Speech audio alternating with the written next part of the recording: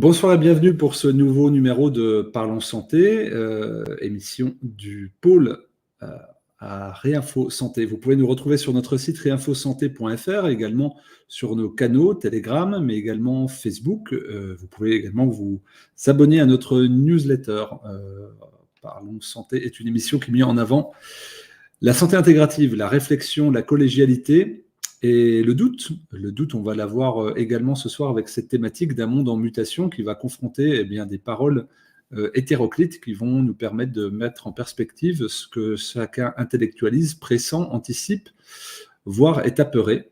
Il y aura deux nouvelles têtes et un habitué de nos lieux. Je vais commencer par accueillir Philippe Bobola. Philippe, bienvenue à toi. C'est la première fois que tu interviens sur un Parlons Santé. Je te laisse te présenter, même si les gens qui nous suivent doivent avoir l'habitude de côtoyer tes interventions en conférence, en livre ou en vidéo.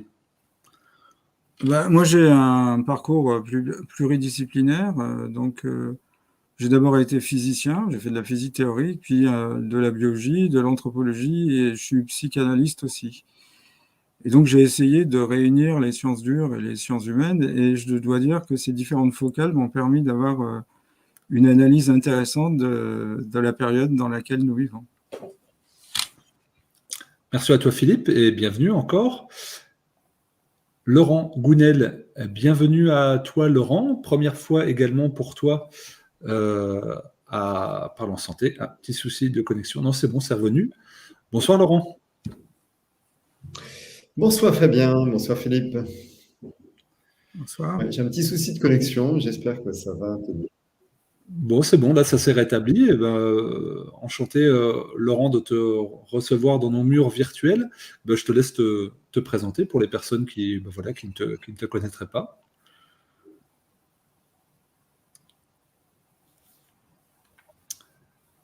Écoutez, moi aujourd'hui je suis romancier, j'écris des romans. Pardon? Non, il y avait un petit décalage. Est-ce que la connexion fonctionne? Ouais, c'est bon.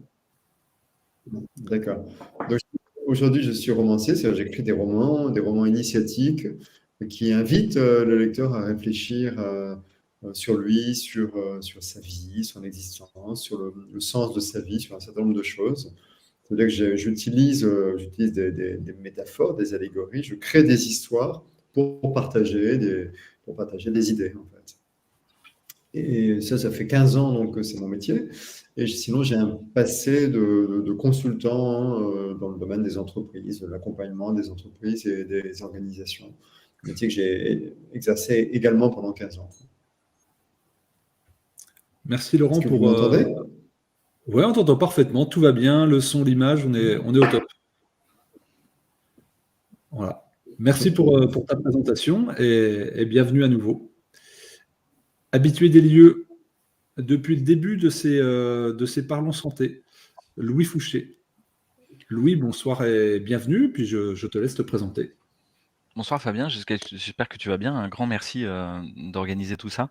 Puis un grand merci à Laurent et Philippe. Pour moi, c'est un honneur et un plaisir de les retrouver, même par voie numérique. On va peut-être en reparler un petit peu de cette avatarisation progressive de nos vies. Et puis un grand merci à tous ceux qui sont derrière le décor qu'on voit pas, mais qui organisent, qui permettent que ça se fasse, qui font le programme, qui appellent les gens. Voilà, Aurélie, d'autres. Un grand merci à eux. Et puis un grand merci à tous ceux qui nous écoutent, avec l'espoir que c'est Parlons Santé où on réunit plein de gens différents, ils puissent se passer dans le vrai monde, dans la vraie vie, dans le in real life. Maintenant, vous savez, on dit IRL, et que vous les organisiez chacun localement, parce que comme ça, même s'il y a une tempête en Bretagne, il n'y a pas de problème de connexion, il n'y a pas de de choses comme ça. Moi, je suis médecin réanimateur au départ. C'est difficile de se présenter maintenant, ça va être de plus en plus difficile pour moi parce que la vie ces dernières années a été pas mal chamboulée. Et puis, j'ai écrit quelques livres et puis participé à des films et découvert de très nombreuses choses ces 3 dernières années qui m'ont ouvert des horizons, qui m'ont ouvert les yeux sur un peu ce monde qui est en mutation, quoi. Donc, c'est un grand plaisir d'être avec vous ce soir. Merci. Je reprends tes mots, Louis, dans cet aspect de mutation que chacun peut observer. Toi, tu as été plongé dedans comme dans une grande machine à laver. avec des choix qui ont été publics et puis avec des mutations que tu as affichées dans des œuvres, comme tu le disais. Pour beaucoup, on sent qu'il y a un avant et un après de cette crise-là. C'est intellectualisé, c'est formalisé, c'est partagé dans les discussions de bistrot, dans les journaux. Il y a aussi cette intuition, pour faire référence au dernier ouvrage de Laurent, une intuition que quelque chose déconne, que ça ne va pas, qu'on est au carrefour, qu'il y a des choix. Alors, il y a une crise économique, il y a des crises belligérantes, il y a des crises financières. Il y a une crise aussi sanitaire. On sent qu'il y a de multiples crises et puis qu'au carrefour de tout ça, bien, chacun se sent un peu convoqué à exercer des choix et donc à muter dans ce monde qui est en mutation là. Je vais commencer par tirer un petit fil eh bien, qui est un peu la thématique quand même de ces émissions. C'est la mutation et le changement de paradigme de la médecine avec un grand M, où beaucoup de personnes se sentent abandonnées, désappropriées de leur santé, et qu'il y a une absence, une perte de repère par rapport à une forme de trahison ou d'abandon ou d'expropriation. Est-ce que Louis, toi qui t'intéresses beaucoup à ce phénomène-là, que tu décortiques beaucoup en conférence ou dans des visios, dans des interviews, même des livres, est-ce que tu pourrais nous parler de cela, avant que je donne la parole à Philippe sur ce thème-là aussi, de ce changement de paradigme au niveau médical, avec, on peut le dire, une forme de désintérêt de l'humain? Alors, il y a un côté paradoxal, dans la période qui nous occupe, c'est qu'à la fois, il y a ce que tu décris peut-être, dans le monde de la santé, c'est-à-dire une protocolisation intensive, des soins, une volonté d'organisation, une volonté de perfection. Vous savez, au Japon, il y avait des entreprises qui s'appelaient les Zaibatsu, qui étaient cette idée d'arriver à faire une industrie zéro défaut, qu'à la fin, on arrive à l'épure du geste parfait. Et donc il y a cette espèce d'ambition, ce fantasme, d'arriver à un monde de perfection. Et il n'est pas complètement nouveau. Thomas Hobbes en parle déjà au XVIIIe siècle, dans un livre qui s'appelle Léviathan. Dans Léviathan, il décrit une société parfaite, selon lui, hein, et cette société parfaite serait régie par la science, les nombres, et la taille des rues serait optimisée, la taille des carrosses aussi, leur vitesse, tout ferait qu'il n'y aurait plus jamais de heurts, que les carrosses ne se frôleraient plus, il ne pourrait plus y avoir d'accidents. Et évidemment, ce Léviathan, ça nous renvoie pour nous dans l'imaginaire à un monstre, à une espèce d'énorme machine qui régit nos vies. Et c'est un petit peu en train de se passer, et finalement, depuis ce XVIIIe siècle jusqu'à nos jours, jusqu'à l'apogée à nos jours, dans tous les champs de transformation de la matière, et je pense à l'industrie notamment, on a suppléé petit à petit l'artisanat par l'industrialisation. Mettre en route des machines, et puis les ouvriers se révoltent, très bien, vous allez aller dans des bureaux au-dessus, vous allez optimiser des feuilles Excel pour maximiser le rendement, et c'est des robots qui vont faire. On va robotiser encore plus, on va machiniser encore plus. Jusqu'au moment où l'humain se dit: «Mais à quoi je sers, quoi?» Et il y a eu un livre intéressant en anthropologie par quelqu'un qui s'appelle David Graeber, qui a écrit un livre qui s'appelle Bullshit Job. Le nom est un peu rigolo, en français, c'était les jobs à la con. Et disant que 80% des salariés, en gros, avaient des jobs à la con, quoi. Des trucs qui servent à rien. Ils optimisent des process toute la journée, quoi. Bon, et à la fin, ils rentrent le soir. Tout ce qu'ils veulent, c'est finir leurs 35 heures et partir en week-end, quoi. Et donc, vivre dans une espèce de fantasme du loisir, comme moment où ils pourraient se régénérer, récupérer de l'énergie de toute cette vie professionnelle qui leur pompe toute la journée. Et David Graeber, il décrit que les soignants échappent un peu à ça. Parce que eux, dans leur métier de soin, il y a un sens. Prendre soin de la souffrance de l'autre, l'accompagner sur un chemin de guérison, on ne peut pas vraiment dire que ça sert à rien, quoi.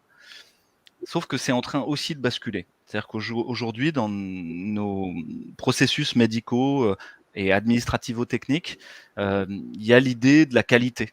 Alors peut-être certains travaillent dans des secteurs qualité, hein. C'est l'idée de la grande roue de l'optimisation, la grande roue de Deming, ça s'appelle. Plan, do, check, act. Planifier, faire, checker que ça va bien, et puis ensuite corriger.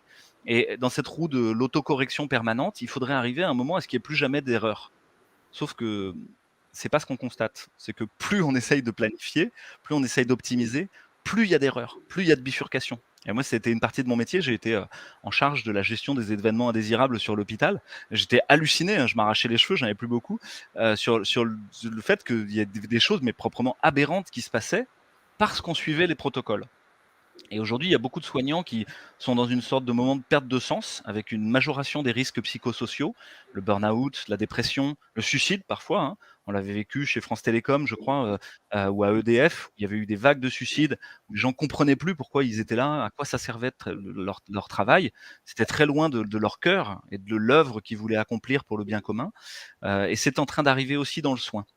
Et je vous ai dit au début de mon intervention que c'était un moment paradoxal, parce qu'à la fois il y a ça, et de l'autre côté, si vous allez à l'hôpital aujourd'hui, vous serez frappé de l'humanité des soignants. À quel point ils ont une bonté, une envie de prendre soin les uns des autres. Et même dans le système techno-administratif, à l'endroit où ils veulent tout optimiser, tout maximiser, il y a eu une nouvelle façon d'explorer les choses qui est apparue en qualité, qui était l'idée de demander aux patients comment ça s'est passé pour vous, sans score, sans rien, juste une discussion entre humains. Et ça s'est appelé le patient traceur, tu sais, comme s'il nous fallait un traceur pour bien comprendre ce qui se passe. Et les patients, ils racontent tous la même chose. Ils disent non mais moi j'ai rien à dire sur tout ce qui s'est passé, etc. Bon, la bouffe était dégueulasse, ça revient tout le temps. Mais par contre, ce qui était important pour moi, c'est qu'au moment où j'étais tout seul dans le couloir du bloc opératoire, j'avais froid, j'avais peur. Et il y a une aide-soignante qui est venue et qui m'a dit oh, vous avez l'air d'avoir froid, je vous apporte une couverture. Et qui est restée avec moi après et qui m'a tenu la main jusqu'à ce que je rentre dans le bloc opératoire. Rien que pour ça, je peux vous dire que ça s'est super bien passé. Et ces critères-là, qui sont des critères proprement humains, très profonds, ils commencent à être mis en avant. Et donc à la fois, on est dans quelque chose qui est de plus en plus froid, une grande machine, le Léviathan, comme on l'a dit, avec l'intelligence artificielle partout, des process, des boucles de rétroaction. Et à la fois, c'est comme si ça devait nous pousser à essayer de sortir cette part émotionnelle du cœur qui est au fin fond de nous et où on sent que, enfin moi en tout cas c'est mon impression, hein, que la plupart des soignants avaient envie de ça. Et je peux donner un autre critère là-dessus, c'est que la plupart des formations auxquelles se sont inscrits les soignants et s'inscrivent actuellement, c'est pas les formations qualité. Parce que moi, je faisais des formations qualité, je voyais qu'il y avait personne qui a inscrit, quoi. Tout le monde s'en foutait, quoi. C'est la formation obligatoire, mais pourtant, tout le monde cherchait à y échapper, quoi. Essayer de se barrer au milieu, regarder son téléphone tout le long ou ne venait pas. Mais par contre, si on fait des formations de toucher détente, de shiatsu, d'hypnose, d'aromathérapie, de trucs comme ça, mais là, c'est rempli. C'est rempli. Et donc ça, c'est à la fois très sombre d'un côté et à la fois très porteur d'espoir de l'autre. Voilà ce que je pourrais dire sur cette transformation du soin. Et j'ai fait un bouquin là-dessus avec toi, Fabien, donc j'en parle, qui s'appelle Agonie et renouveau du système de santé. Et le sous-titre est incompréhensible pour beaucoup de gens, mais ça s'appelle Mirage d'une médecine algorithmique transhumaniste. Un mirage, c'est quelque chose qui n'existe pas, hein. C'est une projection de la pensée, c'est un fantasme, quoi. D'une médecine algorithmique où tout serait algorithme. Vous savez, des programmes informatiques if, then, go to. On reviendra un peu cybernétique quelque part, comme chez Wiener. Et transhumaniste, parce que c'est de nous en gros des machines et des humains qui perdent toute leur capacité à interagir avec le monde vrai et qui sont tout seuls apeurés comme ça. Si j'ai pas ma machine, si j'ai pas mon téléphone portable. Aujourd'hui, il y a plein de jeunes, hein, s'ils n'ont pas leur téléphone portable avec eux, ils sont en panique. Des syndromes qui sont décrits en psychiatrie. Et puis de l'autre côté, le renouveau, le frémissement d'un retour aux soins humains. C'était ça le sous-titre. Et ça, je sens que ça frémit et c'est très porteur d'espoir pour moi. Voilà. Eh ben merci Louis. En effet, il y a des frémissements de partout et je pense que c'est ça aussi que les gens viennent chercher et quérir ce soir, c'est-à-dire dans ce monde en mutation qui conserve une certaine violence dans son expression.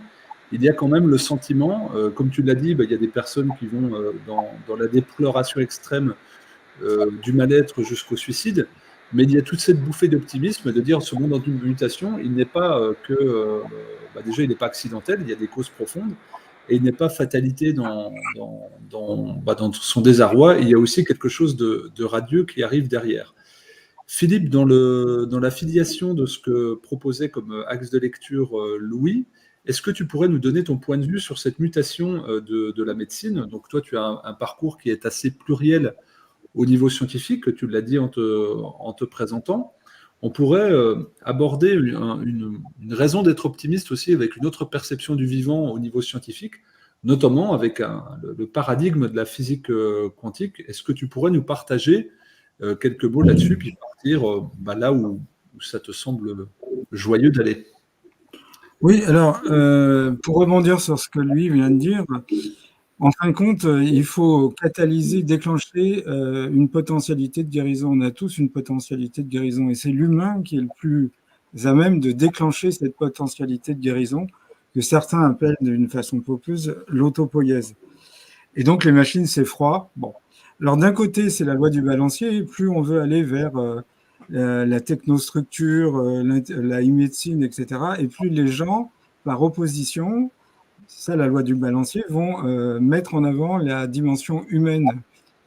Et effectivement, c'est ça qu'on voit. D'un autre côté, il y a d'autres technologies, mais qui prennent appui sur non pas une volonté de tout contrôler, tracer, ce qui avait été perçu par le philosophe Michel Foucault. Il parlait de biopouvoir, c'est-à-dire tracer tout, avoir un contrôle sur chacune de nos cellules, etc. Et on voit bien que dans le fantasme du transhumanisme, il y a ça. Mais la semaine dernière, non, il y a 15 jours, il y avait un congrès sur l'eau. Il y a d'autres façons de soigner et ça se développe dans le monde entier, au Brésil, aux États-Unis, etc. On sait qu'on peut soigner par la lumière, on peut soigner en changeant les structures de l'eau.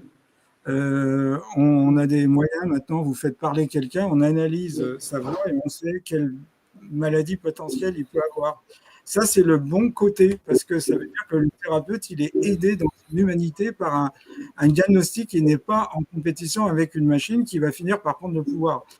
On peut faire un raisonnement très simple, la vitesse de l'influx nerveux, c'est 100 mètres par seconde, et donc la technologie va de plus en plus vite, c'est une vitesse éternellement vitesse. Il arrivera un moment donné, si on passe aux ordinateurs quantiques, où peut-être on aura une information qui va se déplacer à 100 000 km à la seconde. Donc il y aura un rapport 1 million entre le fonctionnement de la machine, sa vitesse et l'être humain. Forcément, il y a deux solutions. Ou bien on accepte d'être écrasé par la technologie, ou bien on va proposer aux hommes et aux femmes d'être dopés. Et donc c'est un piège qui nous est tendu, parce que cette technologie, elle nous a mis dans une espèce de timing qui n'est pas le timing humain du tout. Ça va de plus en plus vite et donc le propre d'une accélération de la vitesse, c'est l'explosion, quoi. Et donc Martin Heidegger l'avait perçu, il avait dit la pensée calculante a remplacé la pensée méditante. Tout calculer, quantifier, voilà. Au 19e siècle, un physicien avait dit « Si vous pouvez mesurer ce dont vous parlez et l'exprimer en chiffres, vous savez de quoi vous parlez. À défaut de pouvoir le faire, votre connaissance est insignifiante. » Donc, ce n'est pas nouveau qu'il y a cette volonté de tout quantifier, contrôler et orienter d'une certaine façon. Alors effectivement, le soubassement de la médecine allopathique est la physique classique.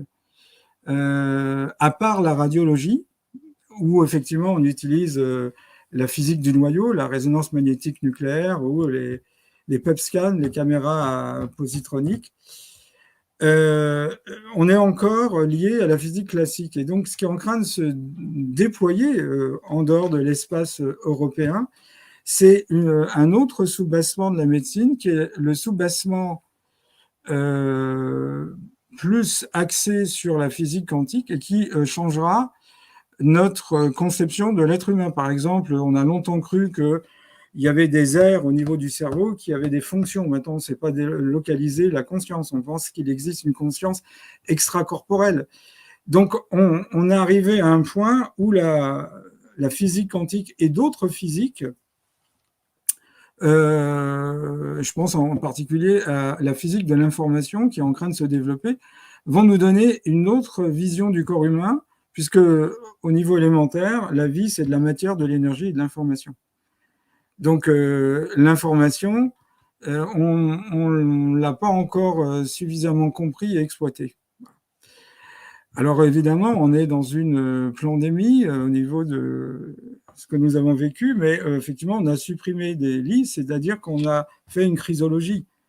Une chrysologie parce que derrière, il y avait une nouvelle médecine qui allait remplacer la e-médecine, qui va mettre en avant l'intelligence artificielle. On sait, selon le Forum économique mondial, qu'entre 40 et 50% des professions vont disparaître. Conseillers financiers dans les banques, bibliothécaires, professeurs d'université, médecins, etc. Tout ça, ça va probablement être remplacé par l'intelligence artificielle. Donc, on n'a plus une technologie au service de l'humain, c'est l'humain qui devient au service de la technologie, comme on avait dit qu'on n'avait pas une économie au service de l'humain, mais plutôt un humain au service de l'économie. Alors, une dernière chose, il y a on commence à redécouvrir le tissu conjonctif, donc la notion même de vie basée sur la cellule, qui est un concept qui est dû à Rudolf Virchow, un médecin polonais qui a fait sa carrière en Allemagne, est remise en cause, c'est la cellule et le tissu conjonctif. Donc ça donne raison aux ostéopathes, d'une certaine façon, et il y a des tas de travaux qui se font là-dessus. L'anatomie est loin d'être une science achevée. J'ai un ami, Jean-Claude Guimberteau, ancien chirurgien, qui a découvert des fibres dans le corps qu'on ignore avec des migrations de cellules. Donc la médecine, si on ne la bloque pas, elle est en pleine mutation. Et donc aux États-Unis, les ostéopathes sont sont à une position supérieure aux médecins du fait du surpoids, etc. Et donc, ils ont d'énormes moyens et donc, ils ont mis en avant beaucoup de moyens pour essayer de comprendre comment l'information se diffuse.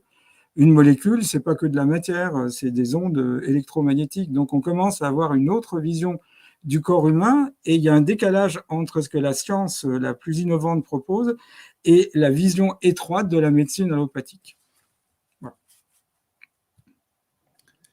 Merci beaucoup, Philippe. Et puis, tu parlais dans cet exemple d'une façon de percevoir la conscience comme en dehors du corps, et ça rejoint des médecines traditionnelles comme la médecine chinoise, pour qui le cerveau est un organe non pas émetteur d'informations, mais récepteur d'informations. C'est pour ça qu'il n'est pas irrigué de méridiens, par ailleurs. Donc, c'est intéressant de voir que dans l'évolution de la connaissance scientifique, on revient vers quelque chose qui est absolument traditionnel et multimillénaire, et qui était dénigré par la science et qui devient être validé. Donc un changement de paradigme évolutif qui revient vers quelque chose d'ancien. En parlant de cela, de rationalité, Louis parlait de prédiction météorologique, mais aussi d'intelligence artificielle prédictive, où si on nourrit des bases de données, vous aurez des algorithmes qui vont vous dire si vous avez tel pourcentage de générer tel symptôme pathologique dans votre existence, enfin bref, tout un tas de prédictions. Mais il y a quelque chose qui échappe à la machine, c'est l'instinct et l'intuition, et c'est peut-être un refuge pour l'humain, une chasse gardée par rapport à la machine. Laurent, tu en as fait la thématique de ton dernier ouvrage. Est-ce que tu pourrais nous parler de cette part-là humaine fondamentale, et puis qui vient absolument ne pas le mettre en concurrence avec la machine, de l'intuition? Et peut-être que beaucoup de personnes ont des intuitions en ce moment par rapport à ce monde en mutation, et qu'est-ce que tu pourrais nous raconter là-dessus? Oui, tout à fait. Eh bien, en fait, tu m'aurais posé la question il y a 10 ans, ma réponse aurait été différente, parce que je suis de culture scientifique, et donc même si je pouvais, comme tout le monde, utiliser le terme intuition régulièrement, en fait, au fond de moi, quand je parlais d'intuition, je me disais, non, ce qui vient de se passer, c'est le hasard, par exemple, ou une jolie coïncidence. J'appelle ça l'intuition, mais en fait, l'intuition n'existe pas, quoi. Et puis, il y a maintenant 7 ans et demi, j'étais approché à l'issue d'une conférence que je donnais à Paris par un inconnu qui me dit, voilà, je m'appelle Alexis Champion, je suis spécialiste de l'intuition, et plus spécifiquement du remote viewing, littéralement c'est la visualisation à distance. Et puis il me dit, je propose de vous initier à ça. Et c'est comme ça que je me suis retrouvé à passer un certain nombre de jours avec lui en tête à tête. Et le remote viewing, c'est quoi? C'est une méthode qui a été mise au point par un scientifique américain. Je crois qu'il est physicien comme vous, Philippe. Il s'appelle Harold Puthoff. Il travaillait au SRI, qui est une émanation de l'université de Stanford, le Stanford Research Institute.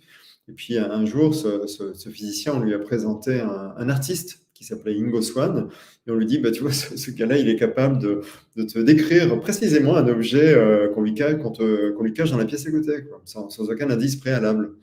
Donc évidemment, notre scientifique est un petit peu sceptique, quoi, donc il demande une démonstration, et puis ça fonctionne, quoi. Il reproduit l'expérience, c'est lui qui cache un objet, et le gars est capable de le décrire, quoi. Et donc il trouve ça assez impressionnant, et il décide d'en faire un objet de recherche. Sauf qu'on est à Stanford, donc une prestigieuse université américaine, milieu académique, ça c'est du paranormal, c'est plutôt mal vu, donc il a du mal à boucler ses budgets. Et puis bon, il arrive quand même tant bien que mal, il lance ses recherches, et puis au bout de quelques temps, je me souviens plus combien de temps, mais il fait une première publication. Et très rapidement, eh bien, on vient le voir dans son labo. Ils sont vraiment comme dans un film d'Hollywood, de deux hommes en costume sombre qui arborent un badge de la CIA et qui lui disent, voilà, on a lu vos publications, on est intéressé par vos recherches et on vous propose de les financer et voilà, de les faire dans le cadre de la CIA. Donc, comme lui ramait tous les ans pour réunir son budget, on lui propose un financement et il dit OK. Et les agents lui disent, par contre, à partir de maintenant, c'est classé secret défense. Donc, vous dites plus rien, même pas à votre femme. Et puis, en plus, on va déménager votre labo. Donc, vous quittez Stanford. On va vous mettre sur un terrain militaire près de Washington, au nord-est de Washington, à Fort Meade. Et puis, à partir de là, on met à sa disposition des équipes, ils sont tous des militaires. Et puis, surtout, le Congrès américain va voter dans le plus grand secret un budget de plusieurs millions de dollars qui va être renouvelé chaque année pendant 25 ans. Donc, c'est un truc incroyable qui a été fait dans le plus grand secret. Pendant 25 ans, il y a toute une équipe de gens qui ont fait des recherches sur l'intuition et qui ont fini par mettre au point une méthode. Alors, une méthode qui permet, ça peut sembler dingue, je sais, mais qui permet d'accéder sur commande à ces intuitions. Et l'intuition, c'est quoi? Si vous ouvrez n'importe quel dictionnaire, vous verrez que l'intuition, c'est la connaissance directe et immédiate d'une vérité. Connaissance directe et immédiate. Donc, c'est une capacité en fait, qu'on a tous. On est capable d'accéder à une information qui n'est pas directement accessible par nos cinq sens, donc quelque chose qu'on ne peut pas directement voir, toucher, entendre, sentir ou goûter. Et, par contre, on va utiliser nos sens néanmoins pour appréhender l'information qui va se manifester dans le corps. C'est-à-dire le corps humain s'avère être une sorte de miroir de la réalité extérieure. Donc la réalité extérieure, l'information en fait, du monde, en fait, donc l'information dans laquelle on baigne, et que ce soit une information qui soit dans la pièce à côté ou à l'autre bout du monde, qu'elle concerne l'instant présent ou le passé, et ce qui est encore plus troublant, voire dérangeant, enfin moi ça me dérangeait au début, une information future, et ça vraiment pour l'avoir expérimenté, je sais que ça fonctionne, quoi. Mais en fait cette information peut venir à vous, se manifeste dans votre corps par des micro-mouvements qu'après on peut canaliser par la méthode et de façon à l'amener à la conscience. Maintenant, indépendamment de cette méthode qui existe et qui fonctionne, qui est tombée dans le domaine public depuis quelques années, donc elle commence à se diffuser, c'est ce que fait Alexis Champion avec son institut notamment, mais au-delà de cette méthode, c'est intéressant de savoir qu'on a tous en nous cette capacité. On a tous en nous cette capacité et je pense que tout le monde l'a expérimenté et l'expérimente régulièrement d'ailleurs. Souvent, quand je fais une conférence sur le sujet, je demande à la cantonade dans la salle qui a déjà pensé à un ami, mais un ami qu'il n'a pas vu depuis longtemps, qu'il ou elle n'a pas vu depuis longtemps. Et puis, alors qu'il venait de penser à cet ami, le téléphone sonne et c'est l'ami en question. Et quand je demande dans une salle à qui c'est arrivé, vous avez 80-90% des gens qui lèvent la main, qui disent bah oui, moi ça m'est arrivé à plusieurs reprises, quoi. Donc ça, typiquement, c'est une intuition et on peut avoir tous des intuitions dans tous les domaines. Et ce que tu dis, Fabien, est très, très juste par rapport à l'IA, etc. En fait, ça va tellement vite qu'on se rend bien compte que les machines sont en train de dépasser l'humain au niveau des capacités dans plein de domaines. Philippe Bogola parlait tout à l'heure de 40 à 50% des professions qui sont appelées à disparaître selon le Forum économique mondial. Ce qui restera, tu l'évoquais Fabien, c'est l'intuition. Et à l'intuition, je pense qu'une machine, a priori, ne pourra pas avoir d'intuition, sauf selon certaines visions spirituelles, ou si on considère que tout dans ce bas monde est Dieu, entre guillemets, quoi. À ce moment-là, on peut se dire, une machine aussi, et donc pourquoi est-ce que cette machine, à un moment donné, ne serait pas dotée d'une forme de conscience et donc de capacité intuitive. Mais bon, là, on est vraiment dans la science-fiction. En tout cas, a priori, si on veut vraiment rester terre à terre, sans aller dans le spirituel, ce qui va distinguer à court terme l'homme de la machine, c'est l'intuition. Et on le voit en matière de médecine. Je crois que c'est le président directeur de la fac de médecine de Brest, en Bretagne, qui enseigne l'intuition et la prise de décision intuitive à ses étudiants, donc futurs médecins, parce qu'en fait, il y a eu des recherches qui ont démontré que l'intuition était plus efficace que des méthodes qui veulent tout rationaliser, comme le décrivait Louis tout à l'heure, en matière de diagnostic. Pour certaines maladies, en tout cas, de mémoire, c'est pour l'embolie pulmonaire. Apparemment, l'intuition d'un médecin est beaucoup plus performante que ce genre de méthodes qui se veulent très, très rationnelles, très objectives. J'ai un autre exemple. On quitte un tout petit peu la médecine, mais on reste un peu dans la sphère. Il y a quelques années, une étude a été menée dans la sphère des assistantes sociales pour évaluer les risques sociaux dans une famille. Ils ont essayé d'objectiver l'approche qui permet à une assistante sociale qui visite une famille de se dire est-ce que oui ou non il y a un risque pour les enfants, est-ce qu'ils risquent de se faire tabasser dans cette famille ou pas, d'accord? Donc il y a une méthode, voilà, où on a vraiment voulu objectiver la démarche est hyper sérieux, hyper rigoureux, il y a des critères, tout est pondéré, etc.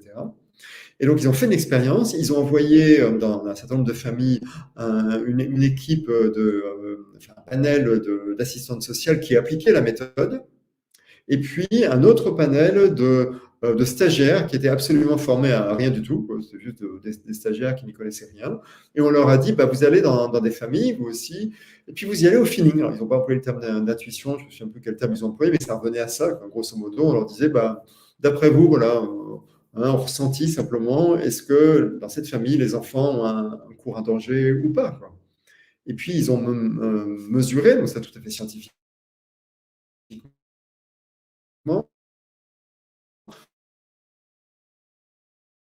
que les personnes qui y allaient, que une méthode.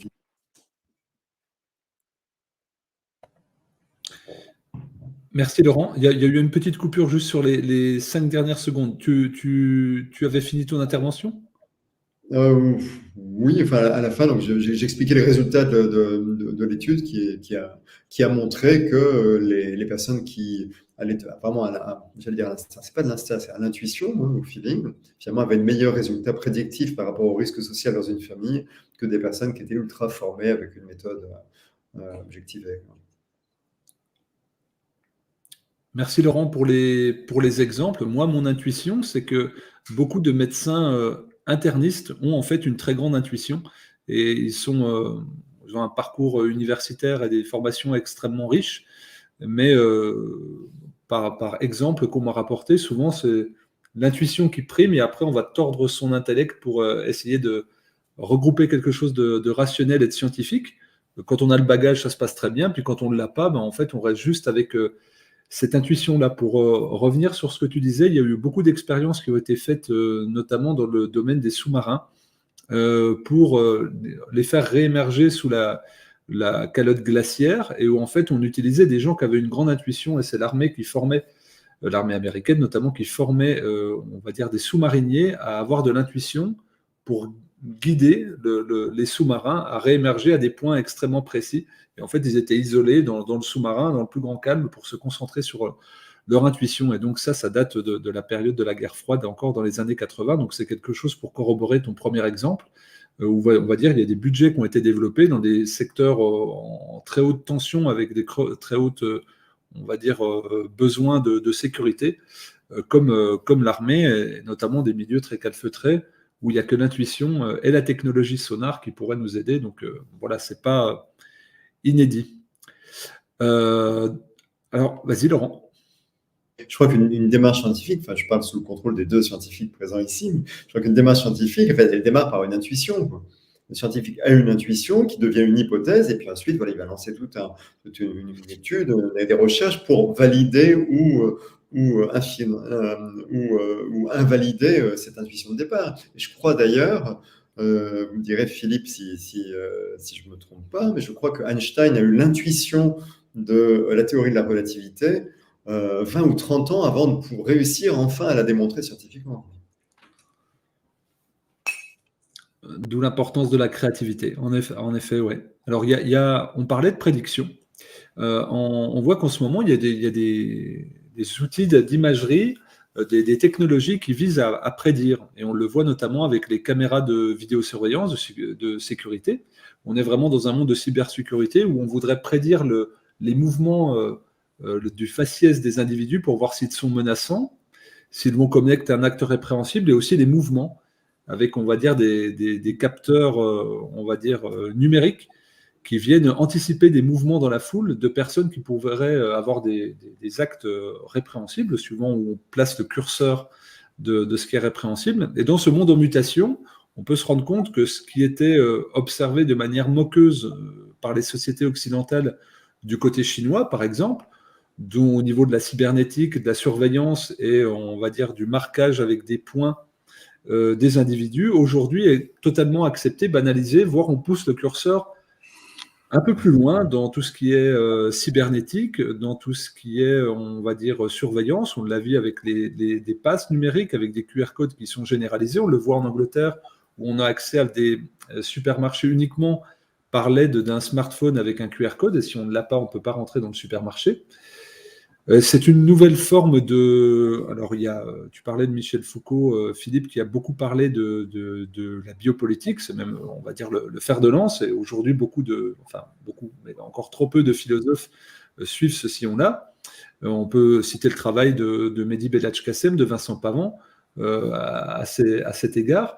Louis, toi qui échanges beaucoup avec eux d'ailleurs, est-ce que tu pourrais nous parler de cette mutation vers une forme de société totalitaire hyper-technologique basée sur la cybernétique et avec, en mise en perspective aussi forcément avec le travail que tu as développé dans ton dernier ouvrage sur l'aspect peur qui arrive à faire descendre cet aspect biopolitique comme une acceptation sociale évidente?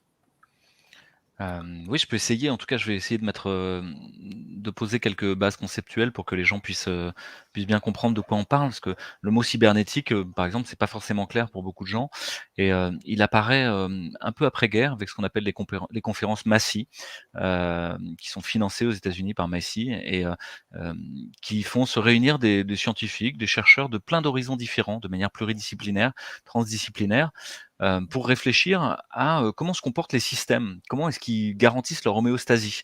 Leur homéostasie, c'est le fait de rester finalement soi-même à travers une mutation, ce qui est en plein le sujet de ce soir. Hein. Dans un monde en mutation, comment je peux rester intègre?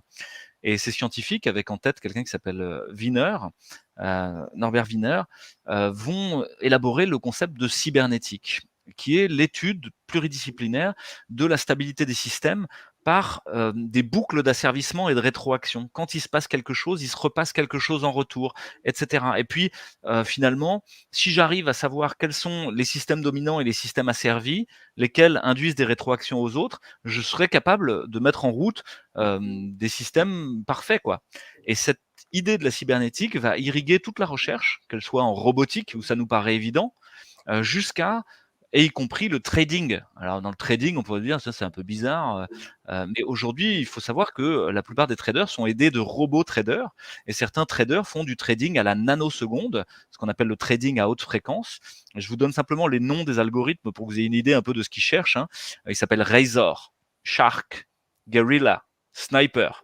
Donc on n'est pas dans une idée très douce, hein, avec cette idée que finalement je peux générer du profit si j'accélère la rotation de capital, ce qui est le postulat de nos sociétés capitalistes occidentales. Hein, c'est plus je fais changer de main le capital, plus j'accélère la génération de profit. Et finalement, la cybernétique va être asservie, on pourrait dire, à cette idée de générer du profit pour faire apparaître des data-driven factories, des entreprises, des usines gérées par la data, pour faire des data-driven entrepôts. Alors vous savez peut-être aujourd'hui que chez Amazon, les caristes qui sont sur leur Clark en train d'aller chercher les différents colis, en fait ils ont des petites impulsions qui leur disent où est-ce qu'ils doivent aller pour accélérer leur mouvement et améliorer leur rentabilité, leur rendement. Finalement, vous avez chevillé au corps de l'idée cybernétique une idée de vitesse. Philippe en a parlé, il y a quelqu'un qui s'appelle Paul Virilio, qui en a beaucoup parlé dans la dromologie, il y a quelqu'un qui s'appelle Harmut Rosa, qui en a énormément parlé dans Aliénation et Accélération, en disant que mais cette vitesse est une caractéristique, et cette accélération est une caractéristique de nos sociétés occidentales. Il faudrait aller toujours plus vite. Et puis vous comprenez que finalement, un système cybernétique bien fait, au fond, n'admettrait pas d'erreur. Il faudrait pas qu'il y ait de bifurcation. Il faudrait que le process se déroule sans bug. Et d'ailleurs, on va débugger les programmes informatiques en permanence pour éviter qu'il puisse y avoir un truc qui beurre quelque part, quoi. Et ça va conduire à l'idée que si j'ai toute la data, si j'arrive à avoir toutes les informations sur le système, de comment il est composé, si j'arrive à voir plus loin que ce que moi, humain, je suis capable de voir, grâce à cette collection de data, au fond, j'ai créé comme un double numérique du monde. J'ai le monde avec toute sa complexité, je comprends rien, il y a des ondes électromagnétiques, des photons, des électrons, du champ gravitationnel, du champ magnétique. Non, je vais collecter ça, je vais mettre des capteurs qui sont capables de collecter cette information et de la mettre dans des grands feuillets Excel à n dimensions. Et cette grande bibliothèque de data, je vais l'appeler le monde virtuel. Et si j'ai l'art du bibliothécaire, je suis capable d'aller chercher, indexer une data, la croiser corrélativement, j'ai le pouvoir. Et donc, vous voyez apparaître une première chose, c'est une course-poursuite à la collecte de data, d'informations. Chaque fois que vous achetez sur internet, on prend votre nom, votre adresse, votre téléphone, vous savez pas trop pourquoi, tout ce qui vous concerne, etc. Chaque occurrence de clic que vous faites, vous savez que vos téléphones portables vous écoutent, vous regardent ce que vous tapez dans la barre d'outils, vous répondent parfois en fonction de ce que vous venez de dire dans une conversation avec quelqu'un alors que vous parliez pas à votre téléphone.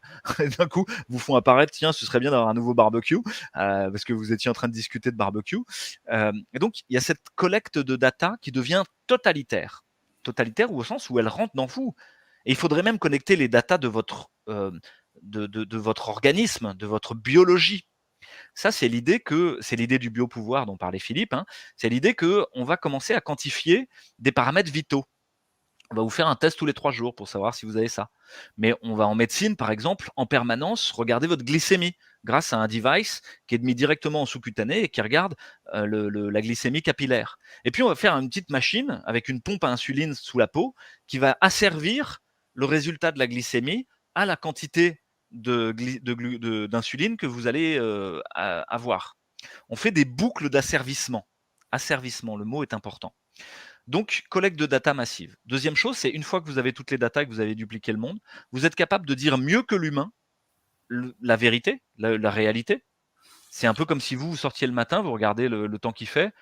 Bon, par rapport au modèle météorologique, vous êtes complètement out, quoi. Lui, il vous prédit à 2 semaines comment vont se passer vos vacances, quoi. Parce qu'il mesure la pression en haute atmosphère, l'humidité, etc.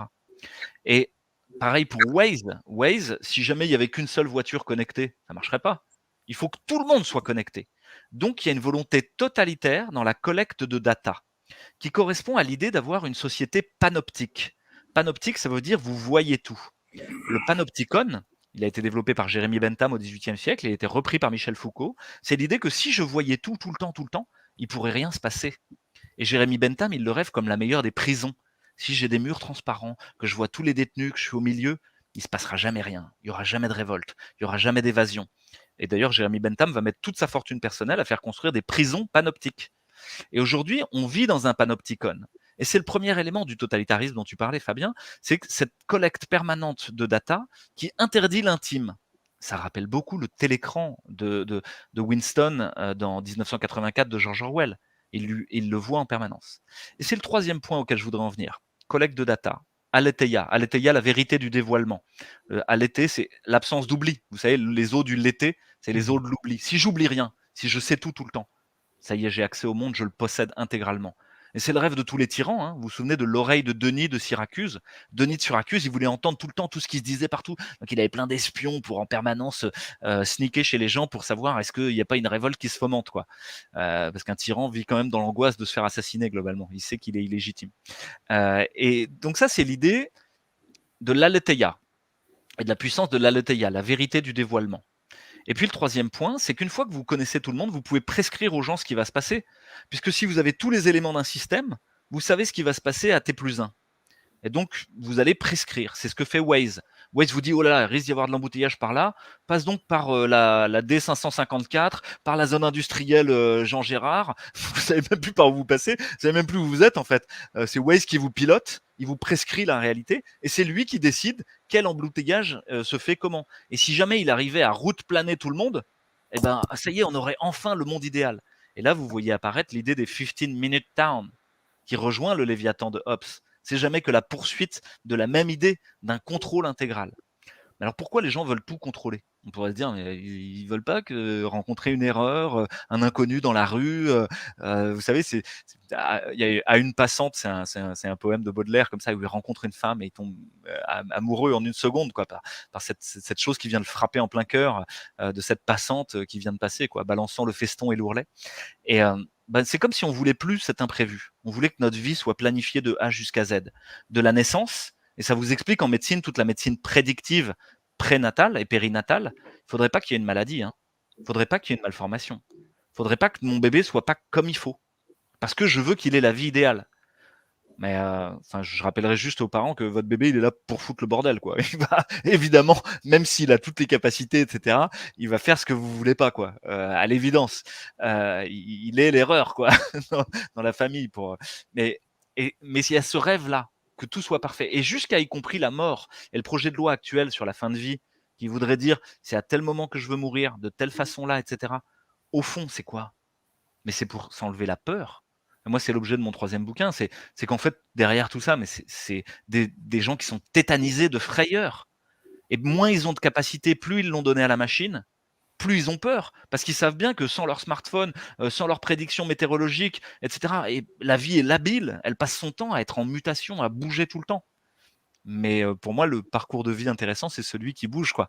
Et je suis un voileux, j'ai passé beaucoup de temps dans ma vie à faire de la voile, parce que justement, ça change tout le temps. Le vent, la marée, les nuages, les précipitations, le réglage des voiles, l'état de l'équipage, le mal de mer, la popote qu'il faut refaire, etc. Et ben ouais, en permanence, il va falloir ressentir et s'ajuster. Et donc, on est dans un conflit de rationalité entre un monde qui voudrait prédire et contrôler et un monde qui veut ressentir et s'ajuster. Merci beaucoup, Louis, pour toutes ces mises en perspective. Tu parlais de prédire de se prédire sa mort, de tout catégoriser. D'ailleurs, je crois que je t'avais envoyé un document, mais je ne sais pas si vous avez vu. En tout cas, il y a un procès actuellement où justement une personne avait prévu d'avoir un suicide assisté médicalement. Et en fait, ça ne s'est pas passé comme prévu parce qu'il n'y a pas eu la bonne dose injectée par le médecin. Et donc, il est sorti du protocole tout en respectant le protocole, c'est-à-dire qu'il a pris la liberté d'étouffer la personne qui avait demandé à être suicidée avec un oreiller. C'est un médecin français, c'est passé dans les Hauts-de-France, et donc c'est l'infirmière qui a dit. Et donc, il y a un couac juridique, parce qu'en gros, le protocole, c'était qu'il fasse décéder cette personne, mais il fallait la faire décéder par une injection létale et non pas par le coussin. Et donc là, en voulant créer quelque chose de maîtrisable, c'est-à-dire la mort, en ayant protocolisé tout le truc. Lui, il a été au bout du protocole. Donc, est-ce un meurtrier ou est-ce un bon médecin qui a assisté la mort de cette personne? Ça pose une question. Oui, Louis. Merci Fabien de rappeler cette histoire qui nous rappelle à quel point cette idée de prédire et de contrôler peut aboutir à la cruauté et à l'ignominie, c'est-à-dire à vouloir éradiquer l'erreur. Or, c'est l'humain l'erreur. À chaque fois, dans tous les débriefings, c'est une erreur humaine, quoi. Il y a Gérard qui n'a pas fait ce qu'il fallait, il a merdé. Et donc, le rêve cybernétique, c'est de ne pas avoir d'erreur. Et donc, il faudrait éradiquer l'humain. Et donc, le transhumain, c'est le rêve de l'éradication de l'humain. Et l'expérience que tu racontes, elle a déjà été vécue à une échelle plus large. C'est que il y a un lien direct entre cruauté et meurtre et totalitarisme et éradication de l'humain qui a été mis en évidence par quelqu'un qui s'appelle Edwin Clark, qui a écrit un livre qui s'appelle IBM and the Reich. IBM and the Reich.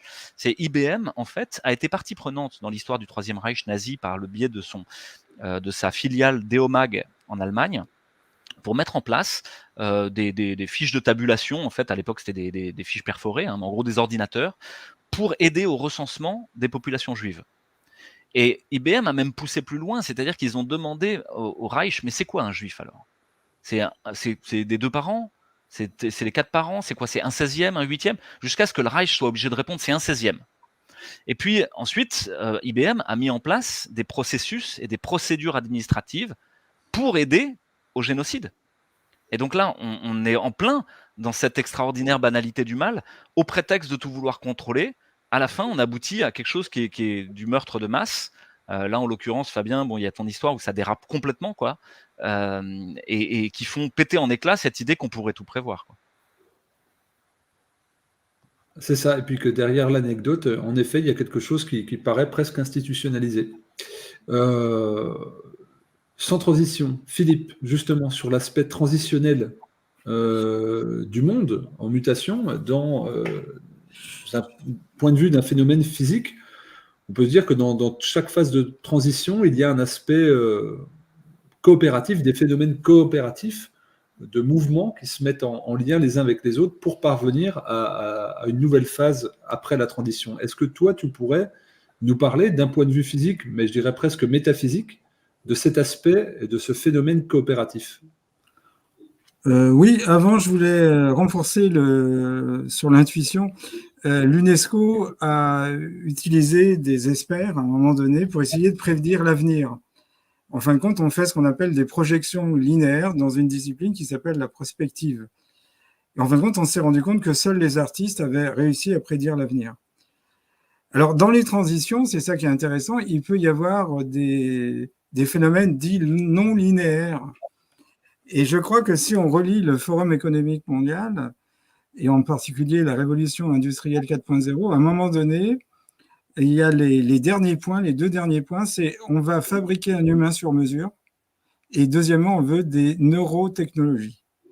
Alors, qu'est-ce que c'est qu'un phénomène non linéaire? Ben, généralement, quand on fait une action et qu'on a une réponse de la même intensité de son action, on dit qu'on a un phénomène linéaire. Et quand la réponse à une action est 10 fois, 100 fois exponentielle, on a des phénomènes non linéaires. La météo est typiquement un phénomène non linéaire. C'est-à-dire qu'il y a une confusion. Il y a un spécialiste de l'intelligence artificielle, Marc Julia, qui dénonce le fait que les big data ne sont pas de l'intelligence. C'est une collecte de données et c'est ça qui renforce la spécificité de l'être humain et en particulier l'intuition que la machine, jusqu'à présent, ne peut pas avoir. Et dans les phénomènes non linéaires, ben, l'être humain, il n'est pas rationnel. Si vous prenez un individu, il peut avoir un statut social élevé, mais vous le prenez dans le privé, il a peut-être un comportement qu'on va considérer comme irrationnel. Et donc, dans l'intelligence artificielle, il y a la volonté de cloner les individus pour en faire des individus qui vont répondre à action-réaction. Il y a ça. Et d'où la nécessité, parce qu'on n'est pas encore là-dedans, d'avoir des humains qui sont fabriqués sur nature. Donc, on contrôle leurs croyances, on les formate, et puis si ce n'est pas suffisant, on fera appel à la neurotechnologie. Alors maintenant, je vais répondre à la question.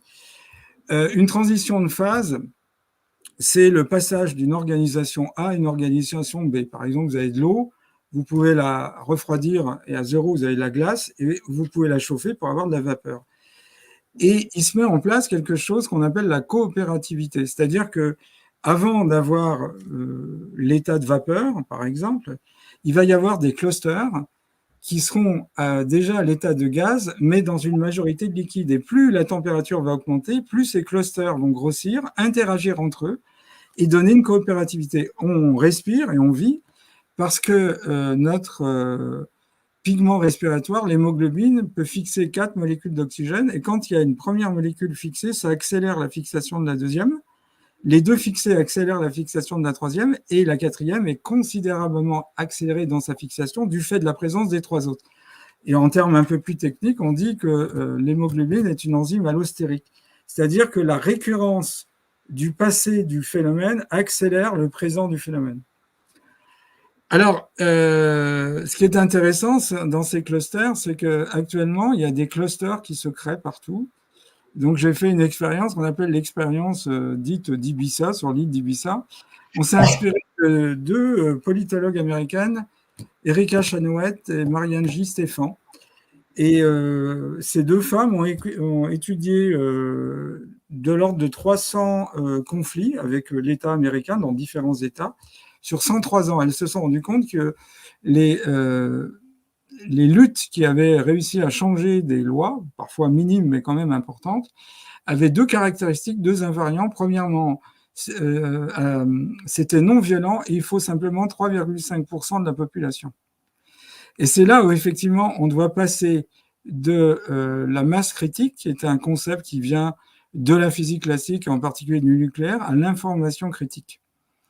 Donc, sur l'île d'Ibiza, on a à peu près un peu plus de 150 000 personnes. Si vous prenez 3,5%, ça vous met 7 500 personnes. Et donc, s'il y a un cluster qui émerge à un endroit du monde, ça va accélérer l'émergence d'un plus gros cluster. Les deux clusters vont accélérer l'émergence d'un autre cluster, etc.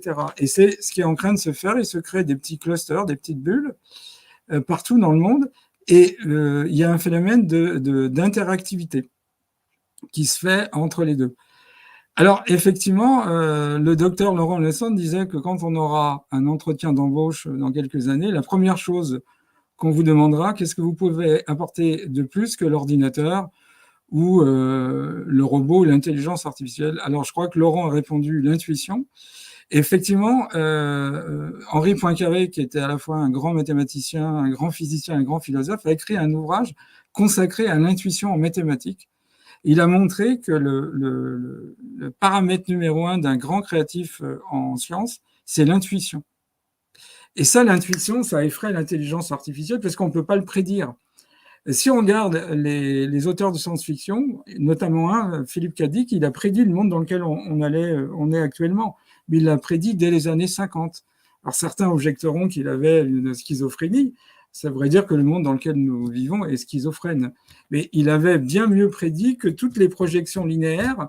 Moi, j'ai assisté à des réunions de travail où on prend un physicien, un mathématicien, etc. C'est déjà les big data. On leur dit qu'est-ce que sera demain. Alors ça marche sur une courte durée, ce qu'on appelle une projection linéaire, mais quand on essaye d'avoir un regard sur 50 ans ou un siècle, ça ne marche plus.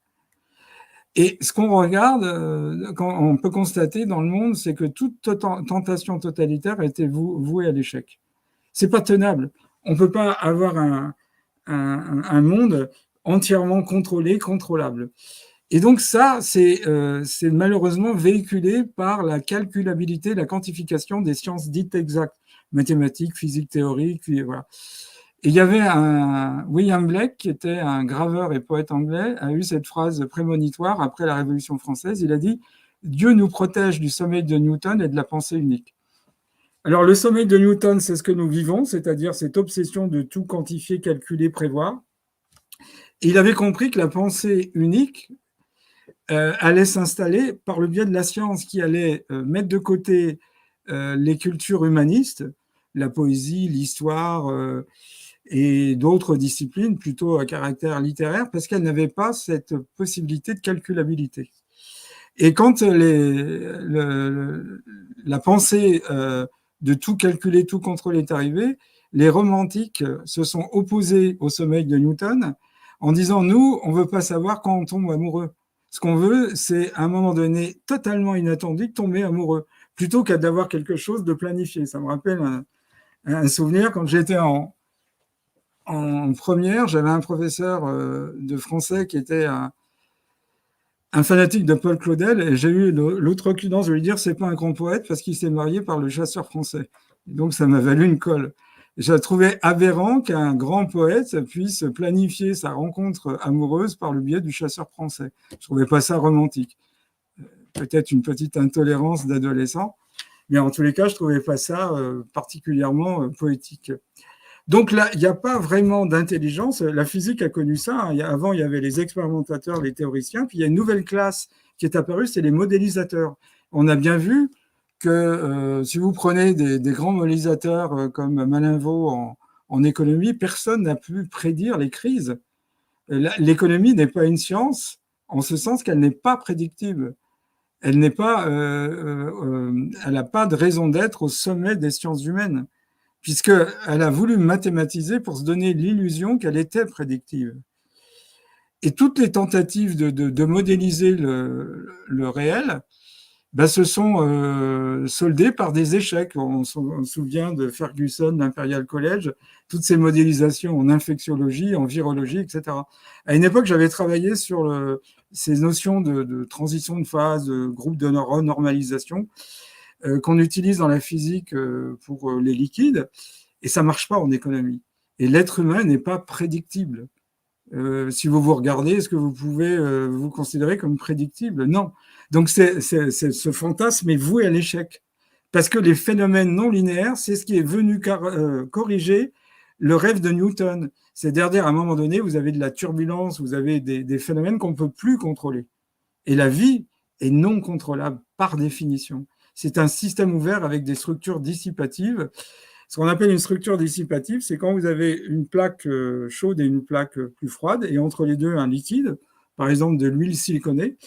La chaleur va passer de la plaque la plus chaude vers la plaque la plus froide, donc du haut vers le bas, et ça va entraîner des molécules, on appelle ça un mouvement de convection, puis ça va descendre. Puisque en atteignant la plaque supérieure froide, c'est plus dense, donc plus lourd, donc ça redescend. Donc on peut prendre qualitativement que vous allez avoir une sorte de mouvement circulaire. Et ce qui est intéressant, c'est qu'on ne sait jamais dans quel sens va tourner la première cellule. qu'on appelle les cellules de Rayleigh-Bénard. Mais toutes les cellules paires ou impaires vont être déterminées par la première. Tout ce qui sera impair, si la première tourne dans le sens des aiguilles d'une montre, ça tournera dans le sens des aiguilles d'une montre. 1, 3, 5, 7, et tout ce qui est pair tournera en sens inverse. Et donc, c'était très intéressant parce qu'on a deux cellules identiques qui tournent en sens opposé.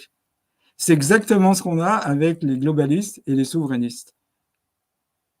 Si vous arrêtez d'alimenter la chaleur, tout redevient, on va dire, calme, il n'y a plus de turbulence. Et donc, la découverte d'Ilya Prigogine, c'est d'avoir trouvé un ordre dans le désordre, puisqu'on aurait pu supposer que plus on augmentait la température, plus on allait vers le désordre.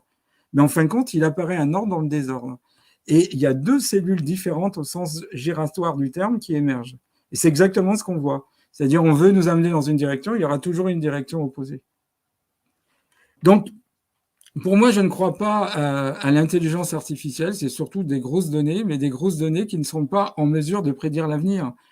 Parce qu'effectivement, l'UNESCO, j'avais participé à des réunions, réunissait des tas de gens très, très savants dans leur domaine. C'est du traitement parallèle de l'information et de la prédiction, et ça ne marche pas. Ça marche à courte durée, sur 1 an, 2 ans, 5 ans, mais pas sur 50 ans, et encore moins sur un siècle. Or, le programme qu'on nous propose, c'est un programme pour 1000 ans. Ça rappelle le Troisième Reich, tout contrôlé, tout organisé. Or, par définition, ce n'est pas possible, parce que le vivant n'est pas contrôlable. Mais l'ordinateur, lui, est contrôlable à partir du moment où on a un programme. D'ailleurs, quand vous regardez ChatGPT, on voit bien qu'il y a de l'humain dedans. Si vous testez qu'est-ce que ChatGPT dit pour Emmanuel Macron, pour la politique, pour le réchauffement climatique, ils vous mettent en permanence le consensus. Or, si effectivement c'était une vraie intelligence artificielle, que seule la logique pouvait s'imposer, on dirait il y a des incohérences. Et il y a une incompatibilité entre le modèle consensuel et puis ce qu'on nous dit comme narratif. Donc, je pense qu'ils ont compris que la seule façon de nous faire rentrer dans leur système, c'est de nous formater, mais nous formater avec des robots, avec des puces, etc. C'est la seule façon de rentrer dans leur modèle. Sinon, l'être humain, par définition, est irrationnel. Et comme l'irrationalité l'a toujours emporté sur la rationalité, je suis assez confiant sur l'avenir.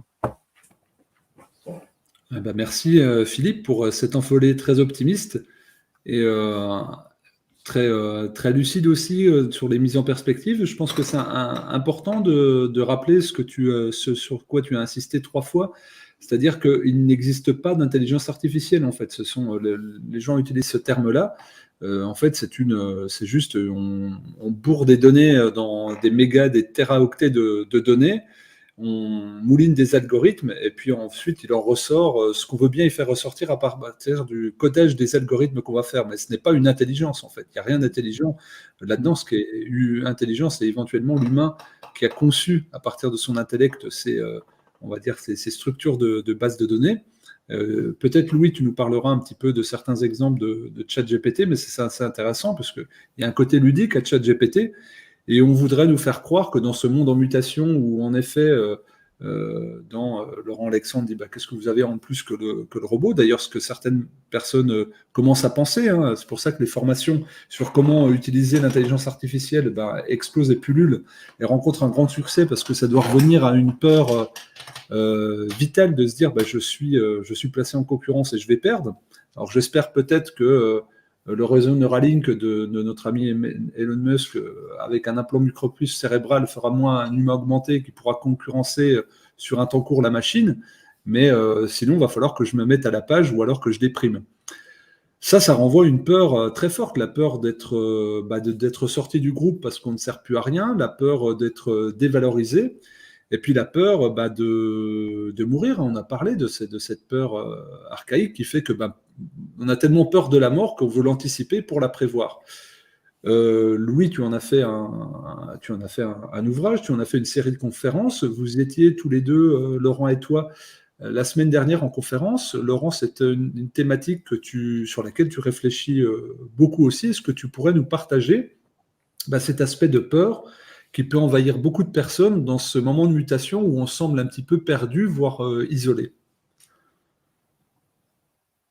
on parle des peurs en général, c'est souvent dans l'idée de lutter contre la peur ou de se débarrasser des peurs. Et moi, j'ai envie de dire attention, parce que la peur, c'est une émotion naturelle. Et la peur, comme chacune de nos émotions, a une fonction. La fonction d'une émotion, c'est de nous délivrer un message. Et donc, le message délivré par l'émotion de peur, c'est la présence d'un danger. Et donc, partant de là, la vraie question, c'est est-ce que le danger est réel, auquel cas ressentir cette émotion de peur va me pousser à prendre une décision, la fuite, l'adaptation, je ne sais quelle stratégie à développer, ou est-ce que cette peur est irrationnelle? Est-ce que cette peur est d'une création de mon esprit, auquel cas je peux apprendre à la dépasser, en effet, et à avancer malgré tout? Donc ça, c'est quand même la vraie question à se poser. Donc, par exemple, sur le sujet de ce soir, sur l'intelligence artificielle, sur tout ça, est-ce que la peur que chacun peut ressentir, en effet, que je ressens aussi d'ailleurs par moment, est-ce qu'elle est justifiée ou pas? Est-ce que je peux avoir la confiance que Philippe exprimait tout à l'heure en se disant, mais non, de toute façon, puis je le rejoins assez, l'être humain est irrationnel, donc c'est l'irrationnel qui va l'emporter. Auquel cas, voilà, ma peur se dissipe. Ou est-ce que je me dis, ah ouais, mais quand même, les mecs sont un peu rotors, voilà, est-ce que ça pourrait mal se passer, quoi?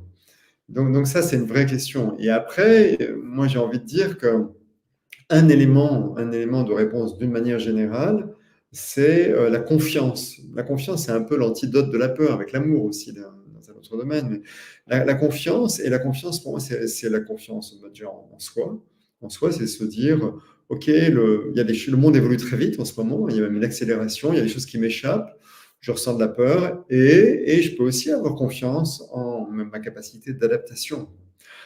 Ma capacité d'adaptation, et je crois que c'est Charles Pépin qui disait avoir confiance en soi, c'est pas être sûr de soi, c'est trouver le courage d'affronter l'incertain, finalement. Donc, c'est se dire, j'ai en moi des capacités qui font que je pourrais m'adapter, finalement. Et la vie est adaptation. La vie, c'est s'adapter en permanence. Donc ça, c'est confiance en soi. Après, la confiance, elle peut aussi être beaucoup plus large. Et se dire, finalement, on n'a pas le recul, on n'a jamais le recul dans l'instant présent pour savoir si des choses qui arrivent, qui surviennent comme ça dans nos existences, que ce soit à un niveau individuel ou à un niveau collectif, sont bonnes ou mauvaises. C'est très dur de le dire, en fait. Il y a une petite histoire, une jolie allégorie qui illustre bien ça, c'est l'histoire du paysan russe, si j'ai 5 minutes, Fabien, quoi. Elle est assez connue, hein. C'est un paysan qui perd son cheval. Son cheval s'enfuit, il s'enfuit de l'enclos. Alors les voisins, les autres paysans disent t'as vraiment pas de chance, hein, mon Dieu. Et lui répond peut-être que oui, peut-être que non. Et puis le cheval, dans sa fuite, fait la connaissance d'une jument, voilà, lui aussi, il tombe amoureux, c'était imprévisible, dirait Philippe, il tombe amoureux de la jument, et puis il a la bonne idée de revenir avec la jument à la ferme. Et donc là, tous les voisins du paysan voient son cheval qui revient avec une magnifique jument, évidemment, il l'attrape tout de suite et il le met dans l'enclos, et les voisins lui disent, quand même, quelle chance tu as, quand ton cheval revient avec une jument, tu as gagné un cheval, quand tu en as 2 maintenant. Il lui répond, peut-être. Et puis, la jument est sauvage, donc il faut la domestiquer, la dompter, et c'est le fils du paysan qui s'en occupe. Donc, il essaye de monter sur son dos, sauf qu'évidemment, la jument ne se laisse pas faire, elle se cave, et puis il tombe par terre, il se casse une jambe. Et là, les voisins disent, mais quand même, quelle malveine, tu n'as vraiment pas de chance, parce que c'est ton fils quand même, toi, tu commences à vieillir un peu, c'est ton fils qui s'occupait beaucoup des travaux de la ferme, comment tu vas faire maintenant? Quelle malchance, quoi. Et puis quelques semaines s'écoulent, et puis les envoyés, les émissaires du tsar débarquent dans le village pour recruter tous les jeunes hommes en âge de se battre, parce que c'est la guerre. Il va falloir partir à la guerre. Et sauf que le fils du paysan, puisqu'il a une jambe cassée, mais il est réformé. Et là, les voisins disent, oh, quelle chance tu as. Voilà, et la morale de cette histoire, c'est que dans l'instant, en fait, on ne peut pas savoir. On n'a pas tous les éléments, on n'a pas la grande image, comme dirait Lao Tse, pour savoir finalement si les événements qui surviennent de notre vie individuelle ou collective sont positifs ou négatifs. Donc on peut aussi se dire à un moment donné, puisque les choses m'échappent, la sagesse, c'est peut-être d'avoir confiance, voilà, en ce que vous voulez, Dieu, si vous croyez en Dieu, ou une entité supra-religieuse, ou en l'univers, et avoir confiance dans le fait que finalement, peut-être que ce qui arrive dans nos vies arrive pour le mieux. Merci de cette note d'optimisme, en fait, puis qui permet de revenir à une forme de pondérance et d'équilibre également, puis que tout suit un flot, et que des fois, on va dépenser beaucoup d'énergie à aller Eh ben, à contre-courant. On arrive à 1h10 d'émission. Ce que je vous propose, eh ben, c'est que vous preniez le temps, tous les trois, dans un dernier tour de table, eh ben, de nous partager sur ce thème très large qu'on a investigué un peu ce soir, d'aspects en mutation. D'ailleurs, on pourrait parler, hein, je me permets de juste une petite seconde, il y a tellement de mutations qu'il y a même des mutations physiques qui s'opèrent chez beaucoup de personnes, ce sentiment de venir se mettre des tatouages, de se greffer des choses, de s'implanter des choses, de voire même changer d'identité, de changer de sexe également. Bah, ça traduit aussi une ambiance dans la société qui montre qu'il y a un besoin de mutation qui peut se traduire par beaucoup de choses, des déménagements, mais encore, en tout cas des mutations corporelles également, et on pourrait dire beaucoup de choses là-dessus, et ça rejoint aussi l'aspect de vouloir se réapproprier son corps, de retravailler son corps, de repenser son corps, dans le en déconstruisant, dans un phénomène de biopolitique, donc, où qu'elle va dire l'exploitation du corps serait presque le dernier espace de liberté, dans une tentative totalitaire de vouloir s'approprier celui de l'autre. Mais on pourrait partir sur une autre émission, mais ça me semblait important à évoquer. Louis, je me permets de te donner la parole sur ce tour de table finale, sur ce que tu as envie, parce que là, on peut partir assez large sur tous les sujets. On a parlé d'intelligence artificielle, de technologie, du monde médical, de la société, des émotions. Fais-toi plaisir. Je sais pas si je vais dire un truc impérissable, mais d'abord un grand merci, parce que vous écoutez m'enrichit et m'instruit et m'ouvre des horizons. Et c'est le cas depuis 3 ans. Et finalement, je constate que c'était un peu la vision des classiques, que la contrainte était une opportunité de créativité. Qu'au fond, dans les formes très classiques du ballet classique, voilà, de la littérature classique, c'est là où vous pouvez peut-être sortir le plus des tripes, quoi. Est-ce que vraiment ça va sortir de l'ordinaire ou vous allez refaire le truc d'habituel? Et puis, j'ai entendu cette idée de la confiance dans la vie. Je pense que, chaque fois dans la confusion ou dans le bonheur, on fait advenir au monde des enfants, je dis dans la confusion parce que parfois ça peut être vraiment flou, hein, on comprend rien, et cetera, ou dans le bonheur parce que tout se passe bien, que vos enfants sont sympas, et cetera. Mais bon, voilà, dans la confusion de le bonheur, on se préoccupe, du devenir de nos enfants et on a cette, projection sur le futur, hem, sur laquelle on peut plaquer finalement tous nos fantasmes ou toutes nos peurs, et qu'il y a peut-être une responsabilité à laisser la liberté à ce futur d'advenir comme il a envie. De pas, vouloir absolument qu'il fasse tel boulot ou que ça se passe comme si, avoir mis de l'argent de côté sur 14 livrets A. De toute manière avec l'inflation, vous avez compris que vous aurez plus un rond, quoi. Donc ça sert à rien, vos enfants vivront leur vie, et gagneront leur vie comme ils peuvent, et qu'à partir du moment où on se défait de ça, je ne suis pas mes enfants. Voilà, je suis pas ma femme, ça c'est sûr. Voilà. En général, votre femme aussi, c'est je ne suis pas mon mari, c'est clair et net. Je suis pas mon enfant, c'est pas si clair que ça. Il y a des projections fortes en fait. Alors ça va de celui qui va faire un sport à son enfant comme un fou. Tu seras un champion, mon fils, parce que moi j'étais un tocard, jusqu'à un truc un peu plus souple. Mais il y a cette question, voilà, de la projection vers l'enfance.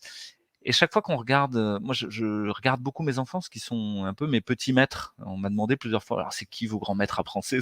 J'ai essayé de carburer, de trouver des noms, des trucs qui avaient été écrits, assez profonds. Puis chaque fois je dis: «Non, c'est plutôt mes enfants à chaque fois qui me mettent dans une espèce de questionnement et puis d'émerveillement en même temps». Parce que, l'innocence, le jeu, la capacité créative, quelle que soit la contrainte, est énorme. Vous prenez la vie d'un enfant, on lui dit à quelle heure il doit se lever, à quelle heure il doit se brosser les dents, à quelle heure il doit prendre sa douche, à quelle heure faut aller à l'école, il y a la sonnerie qui sonne toutes les heures. C'est la tôle, quoi. Ils vivent en tôle, proprement, quoi. C'est hallucinant, ce qu'on fait supporter à nos enfants. En vrai, que nous, adultes, on se dit: «Ah mais oh, c'est pas possible, quoi». Et pourtant, là-dedans, ils trouvent, tous les espaces de liberté pour devenir des chevaliers, des princesses, des Robins des Bois. Et ça, moi, ça me laisse rêveur, en fait. Je me dis: «Mais comment ils font, quoi?» Et parce qu'ils ont cette confiance absolue que toutes les ressources sont là, que toutes les insuffisances, de toute manière, ouais, en lien avec le monde, avec ce qu'il y a autour, on trouvera. Donc peut-être retrouver un peu cet esprit enfant qui parfois nous manque et nous met beaucoup dans l'inquiétude de prévoir ce qui va se passer, puis d'accepter que bon, bah, voilà, je l'ai dit plusieurs fois en conférence, mais au pire, quoi. Au pire, on en meurt. Bon. On est tous d'accord qu'on va en mourir. Donc, de toute manière, à la fin. Donc, faut se rassurer sur ce truc-là. Bon, c'est demain, c'est dans 15 ans. On veut bien que ça dure un peu plus, mais enfin, de toute manière, ça arrivera. La deuxième chose, après cette confiance, c'est l'idée de la prudence qui, pour moi, est intéressante. C'est quelque chose qui est présent chez Aristote et qu'il appelle la phronésis. La phronésis, c'est quoi? C'est l'intelligence du courage. C'est la sagesse contextuelle. C'est pas de la pleutrerie, hein. Vous n'êtes pas prudent en disant oh là là, je vais pas y aller, c'est très dangereux, etc. C'est pas de la poltronnerie. C'est au contraire essayer de savoir à tel endroit, là c'est juste, à tel endroit, c'est pas possible. Par exemple, vous prenez votre beau-frère qui est convaincu que tout ça était juste, que le Covid c'était terrible, etc. Ça sert à rien, quoi. Enfin, n'y allez pas. C'est pas la moindre des prudences, c'est de pas y aller pour vous en prendre plein la gueule. Pareil, si vous allez discuter avec votre médecin bien comme il faut, qui pense tout comme il faut, si vous commencez à lui parler d'hypnose et d'intuition, bon, il y a des chances que ça marche pas. Bon, vous pouvez essayer, hein, mais prudemment. Voilà, vous tâtez l'eau du bout du pied. Est-ce qu'elle est chaude? Est-ce qu'elle est froide? J'y vais pas. On va voir. C'est la sagesse contextuelle. Et ça veut dire que ça nous remet dans l'instant présent. Donc il y a des gens, ils font des stages de méditation pleine conscience, de trucs comme ça, pour revenir à ici et maintenant. Non, mais là, vous revenez à ici et maintenant grâce aux circonstances de ce monde en mutation. Vous ne savez pas si vous pourrez prendre des vacances dans un an, si votre boîte aura fermé, si vous aurez perdu votre boulot, si votre femme sera partie, si votre banquier vous aura lâché. Vous ne savez pas. Et vous ne pouvez plus prédire. Donc, vous réhabitez l'instant présent. Et à partir du moment où vous le réhabitez, il se dilate. Le temps se dilate, se ralentit. C'est comme si vous étiez en slow motion, vous savez, dans Matrix, quoi. Vous pourrez tourner autour de la balle et l'éviter, faire 3 tours sur vous-même en même temps pour échapper à la crypto-monnaie numérique mondialisée. Enfin, ça ouvre des possibles de réhabiter cet instant présent grâce à la prudence. Et puis voilà, donc prudence et la dernière chose, c'est que l'endroit où ça fait peur, peut-être c'est l'endroit où il faut aller. Je dis peut-être parce que je suis pas encore complètement sûr de ça. Mais la peur, comme l'a dit Laurent, c'est ce danger. Et ce danger, il est l'opportunité d'une transformation. Il y a quelque chose qui va bouger dans notre vie. OK, et ça peut être pour le meilleur. Est-ce qu'on peut y aller et au fond, la survie à travers ça, c'est est-ce qu'au milieu, à l'intérieur de soi, dans le noyau intérieur, on a trouvé cette stabilité qui permet d'affronter toutes les tempêtes. Et ce noyau intérieur, bizarrement, dès qu'on l'a contacté, il nous remet en contact avec les autres. Ce que je veux vous dire par là, c'est que affronter toutes ces peurs et ce monde en mutation, c'est pas un truc solitaire. C'est pas un truc de développement personnel. C'est à la fois personnel, mais ça rejoint les autres. C'est une ouverture vers les autres. Et si vous avez les appuis des autres, que vous avez un réseau, on pourrait dire, dans les mots modernes, vous passerez à travers toutes les balles, quoi, à travers toutes les tempêtes. Vous retrouvez votre chemin à travers tous les déserts. Parce que vous risquez rien. Dès qu'on est en lien entre frères et sœurs humains, on se rend compte que on est invincible et on est extrêmement puissant à transformer le monde dans lequel on vit et à dicter l'évolution qu'on a envie de voir venir. C'est le dernier point. C'est Philippe a parlé des clusters. Ces clusters, peut-être, c'est déjà des espèces de bulles de cohérence dans un monde en décohérence. Ils sont déjà dans la phase est déjà changée. Et j'ai vu ça plusieurs fois dans ce qui nous est arrivé ces dernières années, comme si de partout le monde vacillait, nos institutions partaient en lambeaux, il y avait du vent, on était au milieu de la tornade avec des morceaux de bois, des bouts de chaises qui partent, etc. Et comme s'il fallait créer une bulle de cohérence à l'intérieur de ça, en reprenant les morceaux pour construire patiemment le monde dont on a envie. Or là, c'est bien, parce qu'il y a plein de morceaux à disposition, et donc il n'y a plus qu'à œuvrer au travail. Merci beaucoup, Louis. Philippe?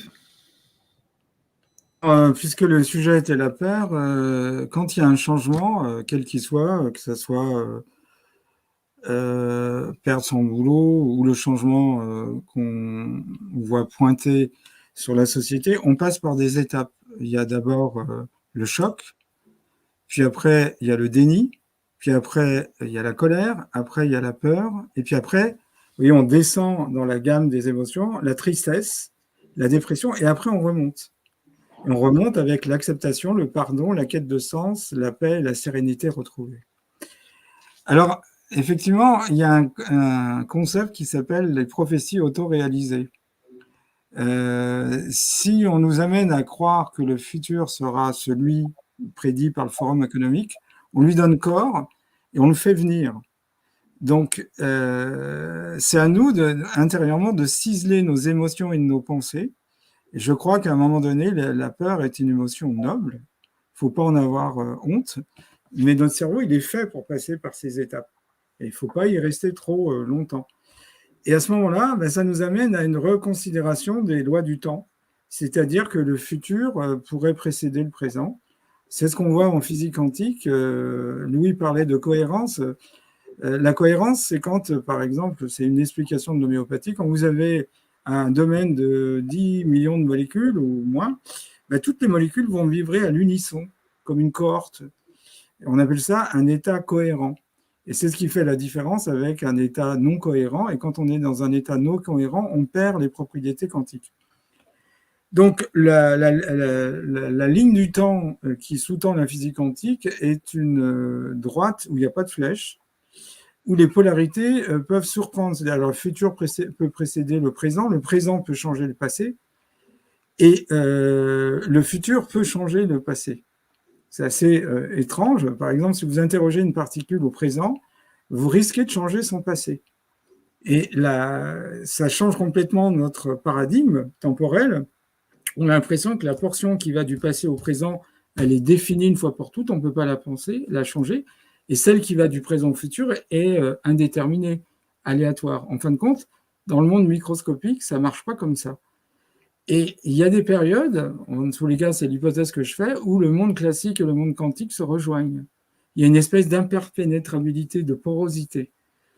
Et donc, ce que j'ai envie de dire, c'est qu'on doit véritablement ciseler nos émotions et nos pensées et s'évertuer à penser au futur qu'on voudrait voir triompher, et non pas à essayer de calmer nos peurs, nos colères, nos frustrations, nos angoisses sur un futur qu'on nous impose. Et ce que nous montrent les lois quantiques, c'est que le futur, il est multiple. Et que celui qui fait la mesure en physique quantique est un participant, c'est-à-dire qu'il va, par son état intérieur, sélectionner un futur qui correspond à son état intérieur. Donc on a une force énorme, c'est-à-dire que c'est à nous de trouver cette cohérence intérieure, et je reviens à Louis, trouver des gens qui vont vibrer comme vous, et exercez-vous à faire venir le futur que vous voulez voir arriver. Et je pense que la plupart des gens, s'ils comprenaient vraiment le futur dans lequel on veut nous faire rentrer, ils ne signeraient pas. Une petite anecdote, j'ai un ami qui enseigne le cinéma à l'université de Lille. Il devait faire des cours sur le monde de demain, etc. Et il leur a demandé de faire un scénario, comme il est dans le monde du cinéma, l'audiovisuel. Et des ingénieurs qui étaient tout à fait en phase avec ce qu'on nous proposait, quand ils ont réalisé ce que serait leur quotidien jour après jour, mais ils n'adhèrent plus. Ils ont complètement changé. Ce n'est pas la rationalité qui a fait changer leur vision sur la situation qu'on leur proposait et le développement qu'on leur proposait, mais c'est le fait de se projeter. Et donc, projetez-vous dans le futur que vous voulez voir, et ça s'appelle une intrication, c'est-à-dire que l'intrication, c'est une propriété quantique qui fait que deux particules qui sont proches, si vous les éloignez, ils vont interagir aussi fortement que lorsqu'elles étaient proches. Ce qui est complètement différent en physique classique, où plus vous éloignez, plus l'intensité avec laquelle deux particules vont interagir diminue. Et la diminution, elle varie avec la distance. Là, ce n'est pas du tout le cas. Et il y a une intrication temporelle. Et je crois qu'aller dans ce qui nous fait peur, c'est ce que l'évolution a fait. Il est dit dans les lois de la biomimétique que le vivant utilise la contrainte pour innover. Et donc, on a une contrainte qui nous est proposée, à nous d'innover. Quand on pense à l'évolution a évolué quand il y a eu des contraintes. Une météorite qui tombe, si on reprend, et qui dégage un hiver nucléaire, ça a amené une évolution. La contrainte fait évoluer.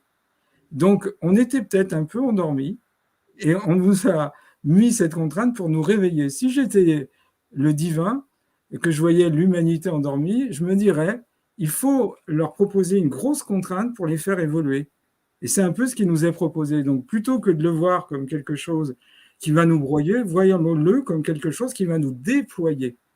Et à nous de faire preuve de créativité, d'intuition, de savoir se lier au futur qu'on voudrait voir triompher jour après jour, plutôt que d'avoir peur de ce futur qui nous est proposé par Klaus Schwab. Voilà. ce que je voulais vous dire. Quelque part, on pourrait dire merci, on t'entend Klaus, si on t'écoute. Oui, et on devrait les remercier, c'est-à-dire c'est des tyrans qu'il faudra remercier. Ils nous ont forcés à une mutation intérieure en nous proposant une mutation extérieure. Et c'est ça le plan génial, c'est-à-dire que cette contrainte qui consiste à dire on va vous contrôler, etc., ça nous oblige à muter intérieurement. Et la mutation extérieure rétroagit sur la mutation intérieure, et ça c'est de la cybernétique spirituelle. Ou une vision hormétique du corps qui, mise dans un état de stimulation, va développer des capacités qui étaient un peu en dormance et se régénérer autrement d'un point de vue cellulaire. Mais là, on c'est les gens qui se baignent dans de l'eau froide, et ben, à un moment donné, il y a un coup de fouet et ça relance l'organisme. Ou les jeunes qui, à un moment donné, changent complètement la structure métabolique d'un corps, et le choc est révélateur. Wim Hof, etc., l'ont parfaitement compris. Merci pour tout cela, Philippe. Merci beaucoup. Laurent? Oui, alors moi d'abord, j'adhère totalement à ce que viennent de dire Louis et ensuite Philippe, sur cette notion évoquée à l'instant par Philippe, à savoir cette contrainte qui peut nous aider à nous déployer. Moi, j'ai envie de revenir sur ce qu'il évoquait précédemment, à savoir le schéma de deuil, quoi. Ces différentes phases dont on sait qu'un être humain, quand il est confronté à un changement, quel qu'il soit, que ce soit un deuil au sens propre, bien sûr, mais aussi un divorce, un licenciement, tout ce que vous voulez, il passe à travers ces différentes phases. Et ce qui est intéressant, c'est de les avoir à l'esprit. Pourquoi ? Parce que sinon, on peut rester bloqué dans une de ces phases. Et si on reste bloqué dans une de ces phases, en fait, ça bloque le changement. Donc, ça nous empêche de passer à autre chose qui serait positif. Ça, par exemple, les personnes qui accompagnent des chômeurs, des gens qui ont été licenciés, ils le savent bien, quoi. C'est-à-dire, si la personne, elle est toujours dans sa phase de colère, par exemple, parce qu'on sait que juste après le déni, genre non, c'est pas possible, ça ne peut pas m'arriver, c'est pas moi, il y a la colère. Souvent, les gens vont rester bloqués un certain temps dans cette phase de colère. Et tant qu'ils sont dans la phase de colère, ils ne réussissent pas à trouver un autre emploi. Parce que dès qu'ils arrivent à un entretien de recrutement, et qu'on commence à leur parler, à leur poser des questions sur leur précédente expérience, tout de suite, ils expriment cette colère. Oui, est-ce que c'est quand même un salaud de patron qui les a virés, ils ont les boules, et ils sont coincés là-dedans. Et en fait, il faut avoir passé ces différentes phases, quel que soit le changement, une fois de plus, notamment la colère et après la tristesse qui suit, pour pouvoir réinvestir émotionnellement autre chose, quoi. Alors, ça peut être un nouveau job, un nouveau partenaire, si c'est un changement de couple ou autre chose dans la vie, quoi. Donc, c'est intéressant d'avoir ça à l'esprit pour ne pas rester bloqué dans une de ces phases. Et je trouve que quelque chose qui peut nous aider justement à accepter le changement et à accueillir ce qui arrive, y compris dans l'incertitude, même si ça peut faire peur, une fois de plus. Et bien, en fait, ce qui peut nous aider, c'est de savoir que la vie est changement, en fait. Tout est mouvant en permanence. Vous voyez, ça fait quoi ? Ça fait une petite heure et demie qu'on est ensemble. Si je ne dis pas de bêtises, mais les plus sont bons, nous avons, enfin chacun de nous, chacun de vous qui écoutez, a dû perdre à peu près 800 millions de cellules de son corps, quoi. Je crois qu'il y a 800 millions de cellules de votre corps qui sont mortes et qui ont été remplacées. Donc en fait, vous voyez, même sans rien faire a priori, vous avez déjà énormément changé. Vous n'êtes plus le même qu'il y a une heure et demie. Et ce n'est pas grâce à nous, ça, en l'occurrence. Merci beaucoup, Laurent, mais surtout un grand merci, bien vous trois, pour ces partages, je dirais qu'ils sont à la fois très complémentaires et très fusionnels, parce qu'on a vu une belle symbiose dans vos propos, ça rebondissait naturellement.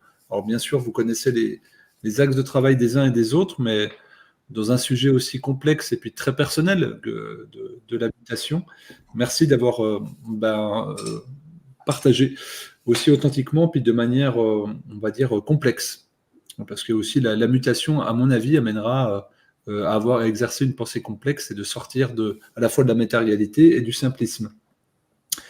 Nous allons nous retrouver la semaine prochaine pour une émission dédiée à elle aussi une phase de mutation qui est le sommeil. Et là, il y a un autre espace-temps à conquérir et dans lequel on peut être extrêmement créatif. Vous pouvez vous programmer ce soir, vous allez bientôt vous coucher sans doute, et peut-être créer une projection pour votre futur, vous dire, voilà, j'ai des choses en dormance, au moins en questionnement, peut-être mettre une intuition pour avoir des évocations oniriques qui vous permettront d'avoir on va dire, un autre destin demain, avant de recommencer tel Sisyphe à pousser vos problématiques, vos peurs et vos émotions jusqu'à vous puissiez vous en débarrasser. Nous avons une émission qui était programmée sur les neurosciences. Nous la décalons au mois de mars. Donc là aussi, ça sera riche en enseignements et en partage. Vous pouvez nous suivre, toujours pareil, sur nos canaux, notre chaîne YouTube, notre site internet, notre feed Telegram et notre page Facebook. Et nous vous remercions de votre fidélité depuis 2 ans maintenant. Un grand merci également à Aurélie, puisque nous sommes plusieurs à animer ces émissions Parlons Santé. Aurélie l'anime aussi, mais c'est elle qui coordonne beaucoup en coulisses. Et donc, nous organisons ces émotions. Nous précisons que nous sommes bénévoles. Et puis, si vous avez envie de voir des thématiques, quand je dis bénévole, c'est parce que nous n'avons pas de conflit d'intérêt, évidemment.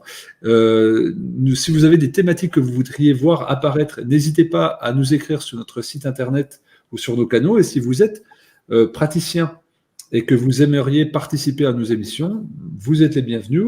N'hésitez pas à nous contacter. Encore une fois, merci infiniment Laurent, Philippe et Louis. Vous êtes les bienvenus aussi dans cette émission quand vous le souhaitez pour de nouveaux partages. On espère en tout cas que vous qui nous regardez, ça a pu nourrir des réflexions et puis vous sortir d'une certaine peur, torpeur et vous regonfler pour repartir dans ce monde en mutation et puis inspirer d'autres personnes demain à la machine à café pour avoir le sourire dans cette phase transitionnelle.